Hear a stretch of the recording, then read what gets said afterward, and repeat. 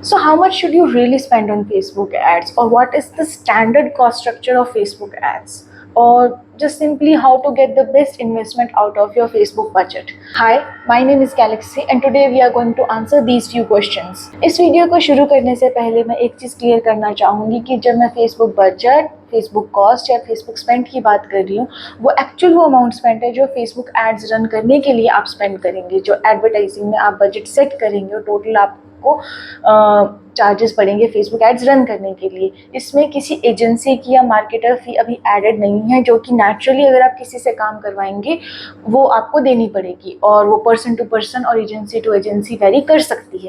Facebook ads manager पर आपको ads run करने के लिए मिनिमम एक दिन के लिए $1 या 80.4 समथिंग रुपीज़ खर्च करने पड़ेंगे। बट ये चीज़ आपको और मुझे दोनों को पता होगी कि बेसिकली आपको एड्स मैनेजर पे रिजल्ट आने के लिए इससे तो ज़्यादा ही स्पेंड करना पड़ेगा। और कितना ज़्यादा स्पेंड करना पड़ेगा ये कुछ फैक्टर्स के ऊपर डिपेंड करता है, जैसे कि आपकी टारगेट ऑडियंस, आपके गोल्स और आप किस तरह की एड्स रन करना चाहेंगे, जो कि है एक एड टाइप। जनरली मार्केटर्स एक दिन के बजट जो एडवर्टाइजिंग में सेट करते हैं वो 300, 500, 800, 1000, 1500 इससे शुरू होता है। और ये किस किस चीज़ों पे डिपेंड करता है, ये भी कुछ डिफरेंट फैक्टर्स होते हैं, जैसे आपके प्रोडक्ट की एवरेज ऑर्डर वैल्यू क्या है, या आपके पास ऑलरेडी कुछ डाटा है एडवर्टाइजिंग का अपने अकाउंट में, तो आपकी प्रीवियस कॉस्ट पर परचेज क्या रही है, और जिस ऑडियंस को आप टारगेट करना चाहते हैं उनका साइज़ क्या है। और ऐसे ऐसे ही काफ़ी और फैक्टर्स हैं जिस पे ये डिपेंड करता है कि आपका फेसबुक बजट कितना जाएगा। ये एक दिन का बजट सेट करने के बाद हम एड्स को रन होने देते हैं और कुछ टाइम तक, और उसके बाद उसके डाटा को एनालाइज किया जाता है कि फर्दर एक्शंस हमारे क्या होने चाहिए। तो अब बात करते हैं कुछ उन पॉइंट्स पे जिससे आपको अपने फेसबुक बजट पे जो इन्वेस्टमेंट आपने की है उससे मैक्सिमम रिटर्न्स आपको मिले। So number 1, set clear business goals. अगर आपका गोल क्लियर है कि आप अपनी फेसबुक एडवर्टाइजमेंट जो रन करना चाहते हैं उसका आपका पर्पस क्या है, आप उसको अवेयरनेस के लिए करना चाहते हो, या अपने इंस्टाग्राम प्रोफाइल पे विजिट्स लेके आना चाहते हो, या ट्रैफिक जनरेट करना चाहते हो, या आप सेल्स जनरेट करना चाहते हो, तो ये जो सारे ऑब्जेक्टिव्स हैं वो एक दूसरे से काफ़ी डिफरेंट हैं और ये डिफरेंट रिजल्ट्स आपको लाके देते हैं। तो इसी वजह से इन सारे ऑब्जेक्टिव्स के लिए डिफरेंट बजट सेट होता है और इन सेम ऑब्जेक्टिव्स को डिफरेंट KPIs के थ्रू मेजर किया जाता है, जिसके बेसिस पे हम डिसाइड करते हैं कि कितना इस पे और बजट हमें इंक्रीज करना चाहिए, कितना डिक्रीज करना चाहिए, कितना हमें इनिशियल स्टेजेस पे सेट करना चाहिए। So the second point will be target audience. Target audience जब मैं रेफर कर रही हूँ तो यहाँ पे ऑडियंस का मतलब है आपकी ऑडियंस की डेमोग्राफिक, आपके ऑडियंस के इंटरेस्ट, उन्हें क्या पसंद है क्या नहीं पसंद है, वो अपना ज़्यादा सोशल टाइम कहाँ पर स्पेंड करते हैं। अगर आपको अपने टारगेट ऑडियंस के बारे में ये क्लियर आइडिया है और उसका साइज अराउंड कितना होगा, तो इस चीज़ से आपको हेल्प मिलती है कि आप अपना कितना बजट प्लान करें स्पेंड करने के लिए फेसबुक एड्स में, ताकि आप अपनी टारगेट ऑडियंस को इफेक्टिवली रीच कर सकें। Third will be to use relevant creatives. Creatives दो तरह के होते हैं, वो आपकी प्रोडक्ट पे डिपेंड करते हैं। या तो आपके प्रोडक्ट की ऑलरेडी डिमांड है और आपको वो डिमांड कैप्चर करनी है, या आपके प्रोडक्ट्स की डिमांड नहीं है और आपको वो डिमांड क्रिएट करनी है, या आपका कोई ऐसा प्रोडक्ट है जो एक सॉल्यूशन ऑफर करता है या फिर किसी तरीके से लाइफ को कन्वीनियंट बनाता है, लेकिन अभी उसकी डिमांड नहीं है क्योंकि लोगों को उस चीज़ की नॉलेज या अवेयरनेस है नहीं। तो जो फर्स्ट कैटेगरी है जिसमें आपके प्रोडक्ट की ऑलरेडी डिमांड है, लेकिन आपके जो प्रोडक्ट है आप उनको अपने कंपटीटर से स्टैंड आउट कैसे करवाएंगे। फॉर एग्जांपल आप मान लीजिए टी-शर्ट्स बेचते हैं या पावर बैंक बेचते हैं, तो आपके जो प्रोडक्ट है वो बाकी लोगों के प्रोडक्ट से क्या डिफरेंट, और आप ऐसा क्या ऑफर कर रहे हो कि लोगों को आपके कंपटीटर को छोड़ के आपसे परचेज करना चाहिए। अगर आप पावर बैंक सेल कर रहे हैं तो आपके पावर बैंक में ऐसी क्या यूनिक बात है जो कि दूसरे कंपटीटर्स में नहीं है। अगर आप इनिशियल स्टेजेस में सिर्फ एक पावर बैंक की फ़ोटो लगा देंगे और सीधा उसको ऐड पब्लिश करेंगे, there are very less chances कि उस पर सेल आएगी। आपको कुछ उसके फीचर्स, कुछ हाइलाइट्स, कुछ USP मेंशन करने पड़ेंगे जिससे कस्टमर को पता चले कि आपकी ये चीज़ें हैं जो कि दूसरे कंपटीटर्स के पास नहीं है और आपके प्रोडक्ट को वो चूज़ कर सके। जो दूसरी तरह की कैटेगरी है जहाँ पे आपके प्रोडक्ट की डिमांड ऑलरेडी एग्जिस्ट नहीं करती है, वहाँ पर आप अपने कस्टमर्स को किस तरीके से कन्विंस करेंगे कि ये प्रोडक्ट उनकी नीड है, ये प्रोडक्ट उनके किसी लाइफ के बहुत बड़ी प्रॉब्लम का सॉल्यूशन प्रोवाइड कर रहा है, क्योंकि वहाँ पे ऑलरेडी डिमांड एग्जिस्ट नहीं करती है। तो वहाँ पर आपको कन्विंस करने के लिए ऐसे क्रिएटिव्स यूज़ करने पड़ेंगे। जैसे फॉर एग्जांपल मान लीजिए आप एक बायो प्रोडक्ट, बायो एंजाइम बेच रहे हैं, जिस चीज़ के बारे में लोगों को ज़्यादा नॉलेज नहीं है कि बायो एंजाइम क्या होता है, और उसके क्या क्या यूजेस होते हैं, तो आप उस प्रोडक्ट की सबसे पहले ऐसे क्रिएटिव्स यूज़ करेंगे जिसमें एक्सप्लेनेशन होगी कि इस प्रोडक्ट को यूज़ कैसे करें, इस प्रोडक्ट के बेनिफिट्स क्या हैं, और किस तरीके से जो एग्जिस्टिंग चीज़ें मार्केट में हैं अवेलेबल वो इससे डिफरेंट कैसे है अगर इसके कंपेटिटर्स हैं तो, और अगर नहीं है तो इन इटसेल्फ ही क्यों क्रिएट हुआ था और किस तरीके से आपके टारगेट ऑडियंस के लिए बेनिफिशियल साबित हो सकती है और क्यों उनके लिए ये प्रोडक्ट बहुत रेलेवेंट होगा। So the next point will be use ad variations. आपके पास बजट कम हो या ज़्यादा हो, कभी भी सिर्फ एक तरह के क्रिएटिव को टेस्ट करने के बाद ये चीज़ पे कंक्लूजन मत आ जाइएगा कि आपका प्रोडक्ट या आपकी ऐड काम नहीं कर रही है।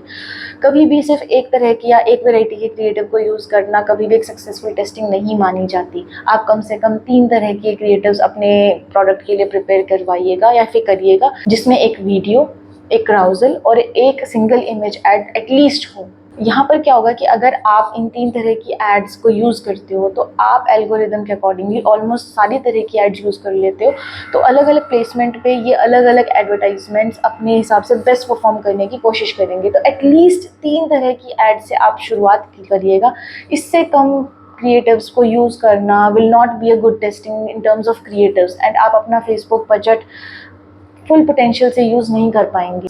So the next point and the fifth point is use the right ad type. For example, if you are one of those people जो कि एक बार में बहुत सारे प्रोडक्ट सेल कर रहे हैं, जैसे कि अपैरल में बहुत सारी कैटेगरी आ जाती है जहाँ पे आप कुर्ता, ड्रेसेस, टॉप सब कुछ सेल कर रहे हैं, तो वहाँ पे आप कैटलॉग एड्स का यूज़ कर सकते हो जहाँ पे आप वन गो में 500 से 1000 प्रोडक्ट्स को प्रमोट कर सकते हो और with very less amount of budget. And अगर आप इनिशियली ऐसे ब्रांड पे काम कर रहे हो जिसके सिर्फ 1 या 2 ही प्रोडक्ट्स हैं, तो ऑफ कोर्स आपकी अप्रोच चेंज हो जाती है और आप ऐसी एड्स को टारगेट करते हो जहाँ पे सिंगल इमेज, वीडियो एड्स, या फिर आप स्लाइड शो यूज़ करेंगे जहाँ पे डिफरेंट डिफरेंट फीचर्स और उनकी यूएसपीज आप स्लाइड शो में शोकेस करेंगे। So the next point is 6th point, and that is like the most important point according to me. That is to know your break-even ROS, break-even point, and your profitable ROS. Yes, you heard me right. Usually people just talk about ROS, ROS, ROS. But what is break-even ROS and what is break-even point? And what exactly is profitable ROS? So if you don't know how to calculate break-even point or break-even ROS, let's just try to understand that. So for this example, I'm just going to take an example of a bottle. So for that, let's just assume that you're selling this bottle at the cost of 50 rupees. On the website you have enlisted this product as 50 rupees, so the selling price is 50 rupees, and the cost of this bottle, what costed it you to buy from manufacturer, whatever the source was, so what is the cost of this product for you? So that will be, just assume that it is 20. So if you minus the cost from the selling price, then you are left with 30 rupees. So this 30 rupees is the net profit you get before you are running advertising. Let's go further in this example and just assume that now you're running ads and now your advertising cost is 10 rupees. So your new net profit after advertising cost added, it will be 20 rupees. So what will be the exact amount that you will be spending on your advertising when you reach at zero profit? So that will be 30. So let's just assume now your advertising cost is 30. And as told earlier, the cost of the product in itself was 20 rupees. So the advertising cost is 30, then combined it becomes 50. So now your profit is 0. So this 30 amount becomes your break-even point.